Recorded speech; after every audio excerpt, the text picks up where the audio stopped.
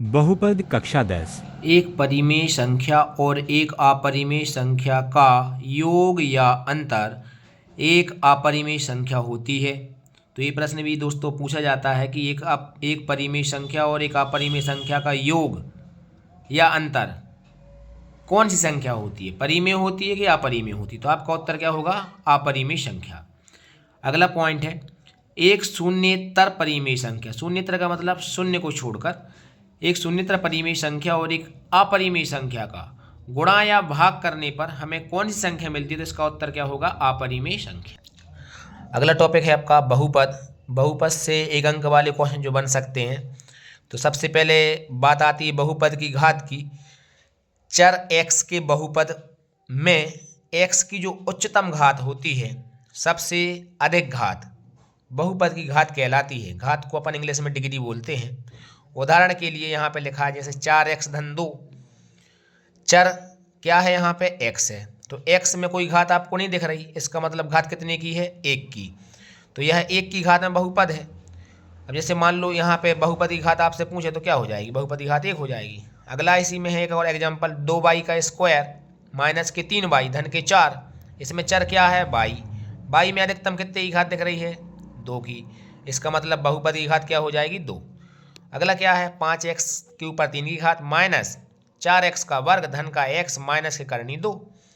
चर x में घात कितने की है, अधिकतम 3 की, तो मतलब बहुपद की घात क्या हो जाएगी, 3। कहने का मतलब ये जितनी अधिकतम घात आपको दिखेगी वही बहुपद की घात कहलाएगी। अब एक बात और आती है कि कौन बहुपद है और कौन बहुपद नहीं है। अगर चर के ऊपर कभी घात लगी है, जो अगर घात बटे में हो, जैसे x के ऊपर 1/2, या चर के ऊपर कभी रूट लगा हो, रूट का मतलब 1/2 की पावर ही होती है, चर कभी बटे में हो जाए, इसका मतलब वो बहुपद नहीं है। अब घात 1 की बहुपद को अपन क्या कहते हैं, रैखिक बहुपद। तो ये पूछा जाता है क्वेश्चन कि रैखिक बहुपद में अधिकतम घात कितने की होती है, तो 1 की।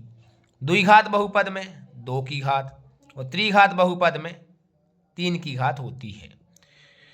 तो ये पूछा जाता है कि रैखिक बहुपद में अधिकतम घात कितने की, 1 की। द्विघात बहुपद में अधिकतम कितने की घात होती है, 2 की। और त्रिघात बहुपद में कितने की घात होती है, अधिकतम 3 की।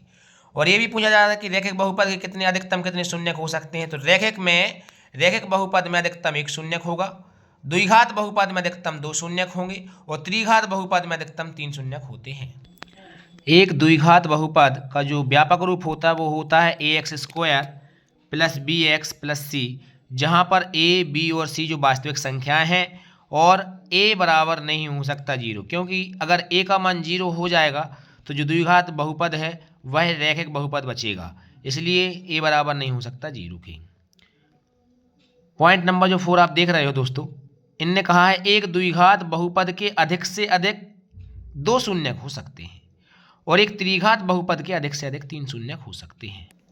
द्विघात बहुपद जो ax² + bx + c होता है, जब आप उसके गुणनखंड करते हैं तो आपको जब x के 2 मान मिलते हैं तो उनको अपन एक कह देते हैं, जब एक को कह देते हैं अल्फा और एक को कह देते हैं अपन लोग बीटा। तो आपसे जब पूछा जाएगा शून्यकों का योगफल का सूत्र क्या है, तो शून्यकों का योगफल अल्फा + बीटा बराबर होता है -b/a। अब जो a और b के मान अपन को प्राप्त होते हैं जब आप बहुपद की तुलना करते हो, किससे तुलना करते हो, द्विघात बहुपद की ax² + bx + c से।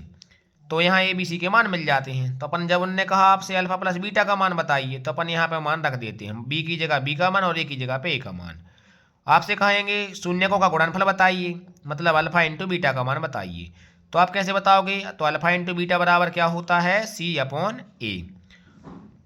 अब यदि आपसे त्रिघात बहुपद की बात करें तो त्रिघात बहुपद में आपको अल्फा होगा, बीटा होगा और गामा। त्रिघात बहुपद का व्यापक रूप क्या होता है, ax का घन + bx² + cx + d के शून्यक हो। तो आपको पता होना चाहिए, जब इनका योगफल की बात कहें अल्फा + बीटा + गामा, तो बराबर में क्या होता है, -b/a। और यहाँ पे alpha × beta + beta × gamma + gamma × alpha बराबर होता है c/a, और अल्फा × बीटा × गामा बराबर होता है -d/a।